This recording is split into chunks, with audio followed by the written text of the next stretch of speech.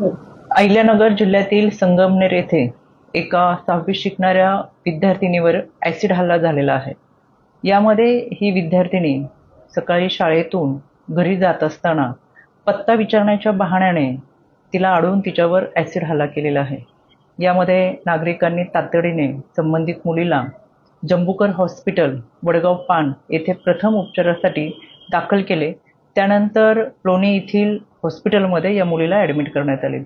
सध्या मुलीची प्रकृती स्थिर असून तिने दिलेल्या जबाबानुसार आणि प्रत्यक्षदर्शी काही व्यक्ती होत्या त्यांच्या सांगण्यानुसार गुन्हा नोंद करण्यात आलेला आहे. यामध्ये CCTV कॅमेऱ्याचे फुटेज असतील, त्याचबरोबर शाळेतील काही CCTV फुटेजचे कॅमेरे आहेत. एकत्रित याची पाहणी करण्यासाठी पोलिसांनी पथक नेमलेले आहे. यामध्ये आरोपीचा लवकरच तपास करावा यासाठी राज्य महिला आयोगाच्या वतीनं सूचना देण्यात आलेल्या आहेत. यामध्ये तपास अधिकारी प्रवीणजी साळुंके हे व त्यांची संपूर्ण टीम आरोपीच्या शोधासाठी रवाना झालेले आहेत. यामध्ये तातडीने कारवाई करावी अशा सूचना राज्य महिला आयोगाच्या वतीनं देण्यात आलेल्या आहेत.